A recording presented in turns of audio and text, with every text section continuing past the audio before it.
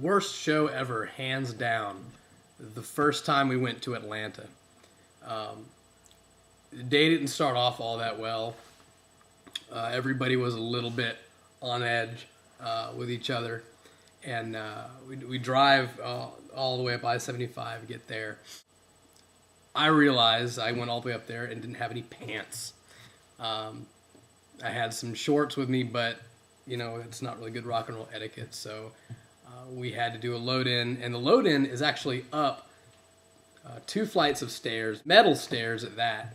It was raining, it was cold, our gear is heavy, it was, we were already tired from driving all day to get there. So we do our load-in, and then the band looks at me and they're like, yeah, you're an idiot.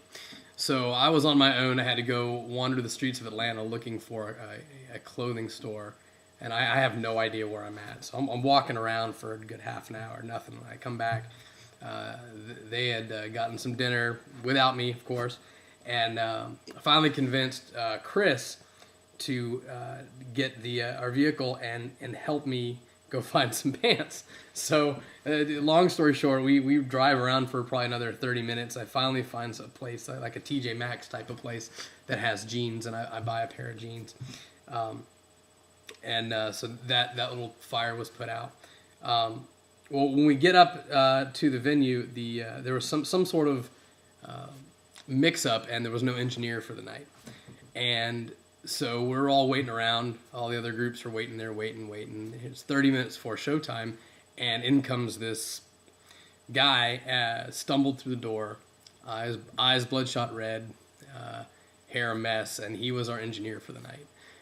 So we do a quick sound check, we set up, everything's going good, it's fine. Then we start the show. We wait our turn, it's time to get up on stage, we're really excited, this is a big club, it's a big deal that we're there, and first song, our bass player's amp just blows up. It was just very, very bad. So we're up there playing our first song, and the bass player and the sound engineer are running around trying to fix this bass amp and trying to get him back with the rest of the band. So we get through the set, we're moving along, and then Libby, who was with us at the time, her guitar blew up. So we finish our set. It's at this point it's 11:45 at night, and we're tired, we're exhausted, and we have no place to stay that night, so we have to drive all the way home.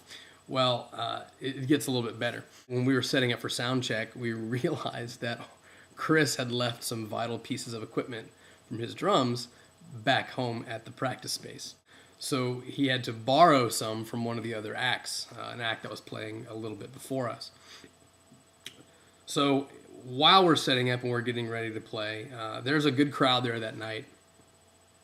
And as soon as we strike the first notes of our set, the entire crowd in unison stands up and walks out.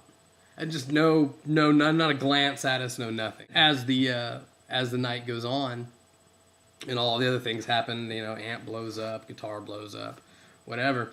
We've got 4 people there to watch us play.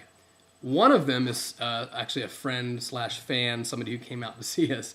The other 3 was the drummer of the band before us, whose equipment we borrowed, and then his girlfriend, and then the bartender.